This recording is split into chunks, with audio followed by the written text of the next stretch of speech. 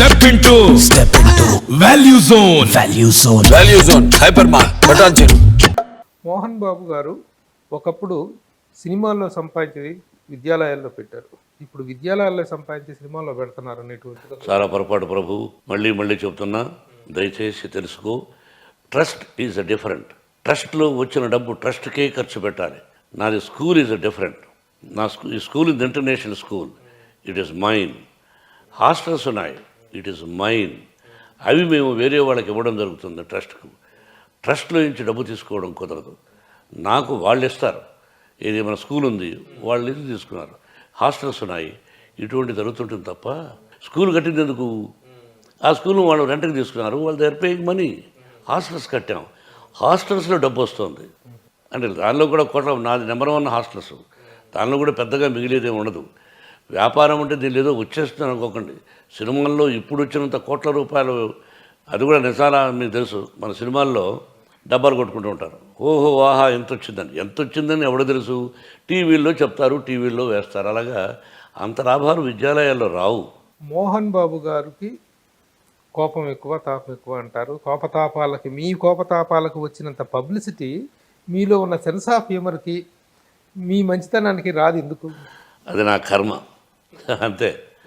మీరు ఇన్ని మంచి పనులు చేస్తున్నారు, అవి పబ్లిసిటీ అంటే దాన్ని మనం ఏం చేయాలి? నెగటివ్ బాగా చదువుతాం మనం గబక్కలో. హత్య, అరే పేపర్లో లీటర్ హత్య అని చదువుతాం. చాలా మంచి పని. ఎక్కడ రాస్తున్నా తెలియదు, ఎక్కడో ఉంటుంది ఇలా. అదేదో మోహన్ బాబు మంచి పని చేశాడు అని చూస్తారు. మనోళ్ళు నెగటివిటీని బాగా ఆనందిస్తారు, మంచితనాన్ని ఆనందిస్తారు. ఇంకో విషయం, ఎన్నో సందర్భాల్లో చూసాము, ఇండస్ట్రీలో కూడా చెప్పుకోవటం చూసాము. మోహన్ బాబు గారు ప్రాక్టికల్ జోకులు వేయటంలో మాస్టర్. అసలు మీ అంత జనాలు ఏడిపిస్తూ ప్రాక్టికల్ జోక్స్ వేసి ఎవరు ఉండరు, ఎవరిని వదలరు మీరు. ఈవెన్ మీ గురువు గారిని వదలరు, కన్న కొడుకు విష్ణుబాబుని కూడా వదలరు మీరు. ఎందుకు ఈ ప్రాక్టికల్ జోక్స్, ఈ ప్రాక్టికల్ ఇది మీకు ఎందుకు? నేను అది శివాజీ గణేశన్ గారి దగ్గర నేర్చుకున్నాను. మహానటుడు శివాజీ గారు, కొంత నాగేశ్వరరావు గారి దగ్గర, రామారావు గారి దగ్గర కొన్ని ఒక టైప్ ఆఫ్ ఇది ఒక హ్యూమర్ ఉండేది. ఆ ఖాళీ టైంలో ఆ హ్యూమర్, అది నేను క్యాచ్ చేశాను. పిల్లలతో సరదాగా ఉండాలి, ప్రేమించాలి, వాళ్ళకి చాలా హృదయాన్ని హక్కును చేర్చుకోవాలి, అలాగే కఠినంగానూ ఉండాలి. అట్లాగే మోహన్ బాబు వివాదాలు, పరస్పర పూరకాలు, పరస్పర ప్రేరకాలు, పర్యాయ పదాలు అనేటువంటి అభిప్రాయం ఒకటి ఉంది. దాన్ని మనం ఇప్పుడు కొత్తగా చెరిపేయడానికి ప్రయత్నించి కూడా ఏం ప్రయోజనం లేదు. ఎందుకు జరపాలి? కానీ కొన్ని సంఘటనలు అనేటువంటి అలా చరిత్రలో నిలిచిపోయినాయండి. వాటికి కొంత వివరణ కానీ, కొంత వాటి జరిగింది ఏమిటనేటువంటి చెప్పాల్సినటువంటి అవసరం, చెప్తే బాగుంటుంది ఒక అనేటువంటి. అడగదు. వజ్రోత్సవాల సమయంలో మీకు చిరంజీవి గారికి మధ్య ఒక వివాదం జరిగిందనేటువంటిది, అది ఇప్పటికీ సోషల్ మీడియాలో విపరీతంగా నానుతూ ఉంటుంది. సోషల్ మీడియాలో వస్తూ ఉంటాయి చాలా నిజాలేంటి, అసత్యాలేంటి. ఎప్పుడూ జరిగిపోయిన దాని గురించి ఇప్పుడు హ్యాపీగా ఉన్నాం. ఎందుకు? అది కొన్ని సందర్భాల్లో అన్నదమ్ముల మధ్య, స్నేహితుల మధ్య, ఆత్మీయుల మధ్య చిన్న మాట జరుగుతూ ఉంటాయి. భారత భాగవత రామాయణం చూసావు కాబట్టి అది నథింగ్. ఆ విషయాలు వద్దు, వేరే విషయాలు ఏదైనా ఉంటున్నమాట. అలాగే మూవీ ఆర్టిస్ట్ అసోసియేషన్ ఎలక్షన్స్ సమయంలో కూడా మీకు చిరంజీవి గారికి మధ్య ఒక అన్ప్లెజెంట్ వాతావరణం ఏర్పడింది అనేటువంటిది. మూవీ ఆర్టిస్ట్ అసోసియేషన్ ఎలక్షన్స్ ఒక చరిత్ర. ఆశ్చర్యపోతుంటాను నేను, ఎందుకు అలాగా జరిగింది. విజయాన్ని సాధించాడు బిడ్డ, అదొక ఇది. బిడ్డ ఏదైతే చెప్పాడో విష్ణువర్ధన్ బాబు అన్నీ చేశాడు. ఒక బిల్డింగ్ ఒకటి తప్ప అద్భుతంగా చేశాడు. కాదని పగవాడు కూడా చెప్పలేడు. ఊరికి జోక్గా కామెంట్స్ అవి తప్ప అవి ఎవడో చూస్తాడు?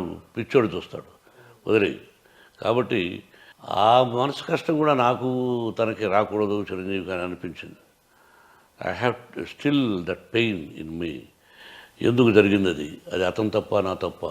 I don't want to discuss about that point now. అది మీ ఇద్దరు మళ్ళీ ఎక్కడైనా శ్రమకు ఎదురు పడితే ఎలా ఉంటుంది? మీ ఇద్దరు 100 సార్లు ఎదురుపడ్డాం, 100 సార్లు మాట్లాడుకున్నాం. ఏమి లేదు మధ్య జనం అనుకోవటమే అంతే. ఓకే. లేకపోతే మీ ఇద్దరిది టామ్ అండ్ జెర్రీ కాంబినేషన్ లాగా ఎప్పుడు కొంత కీచులాట నడుస్తుంటుంది సరదాగా, భార్యాభర్తలకు ఉంటుందిగా, అలాగే. So everything is cool and good now. Yes, ఎప్పుడూ కూలే. ఓకే. మీ ఇద్దరు అభిమానులు కోరుకునేది అది ఎప్పుడూ కూలే, ఇప్పుడే కాదు.